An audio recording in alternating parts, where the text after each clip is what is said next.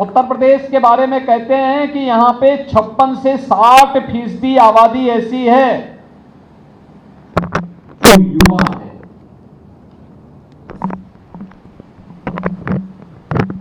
कार्यशील है। ये युवा ऊर्जा अगर सकारात्मक कार्यों के साथ जुड़ जाए तो उत्तर प्रदेश को कहां से कहां पहुंचा दे। 17 के पहले हम भी यही सोचते थे और उसके परिणाम कैसे आते हैं, मैं आज उसी पर आपका ध्यान आकर्षित भी करूंगा।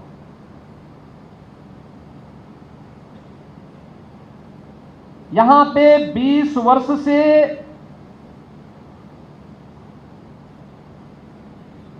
कम के जितने भी युवा हैं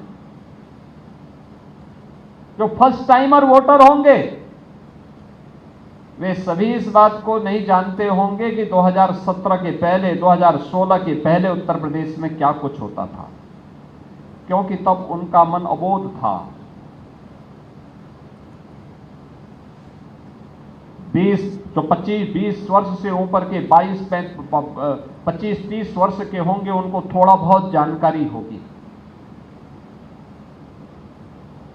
लेकिन उससे नीचे की उम्र के लोगों को नहीं जानकारी होगी उत्तर प्रदेश के बारे में। लेकिन सच क्या था, 2017 के पहले उत्तर प्रदेश में व्यापक दंगे होते थे, हर तीसरे दिन दंगा होता था। पर्व और त्योहार आने के पहले लोगों के मन में आशंका खड़ी हो जाती थी, गुंडागिर्दी चरम पर रहती थी। केवल गोरखपुर ही नहीं, उत्तर प्रदेश के किसी भी जनपद में जाओ, माफिया की समानांतर सरकार चलती थी। क्या व्यापारी, क्या उद्यमी, क्या चिकित्सक, क्या शिक्षक, क्या गरीब, क्या साहूकार, ये सब गुंडा टैक्स देते थे। सबको गुंडा टैक्स देना होता था। गोरखपुर में और हर जनपद में अपहरण होते थे, फिरौती वसूली जाती थी। हर चौराहे पर टैक्सी स्टैंड के नाम पे वसूली होती थी। कुशीनगर और महाराजगंज का एक हिस्सा था जहां जंगल पार्टी हावी थी और वह किसी का भी अपहरण कर देती थी, फिरौती देकर के छुड़ाइए, नहीं तो कोई पूछने वाला नहीं। पूरे राज्य की स्थिति थी। बिजली बामुश्किल 3 से 4 घंटे आती थी। गांव में तो एक सप्ताह आती थी, एक सप्ताह नहीं आती थी, और वह भी 3-4 घंटे के लिए।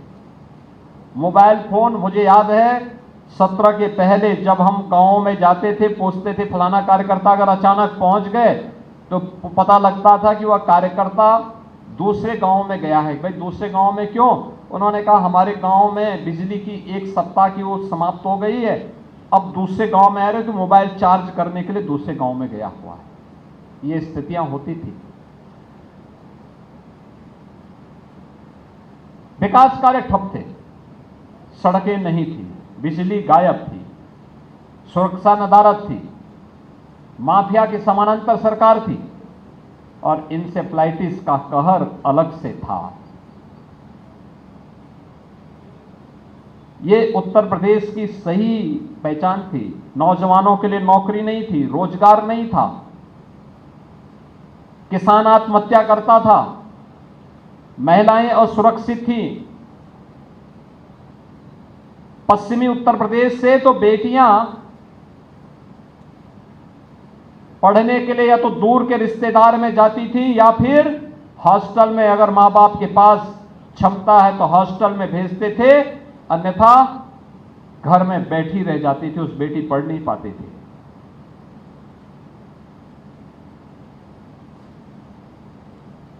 पर्व और त्योहार के पहले लोगों के मन में आशंका होने लगती थी कि पता नहीं कहां दंगा हो जाए और टारगेट करके हिंदुओं को अभियुक्त बना दिया जाएगा, जेल बंद कर दिया जाएगा।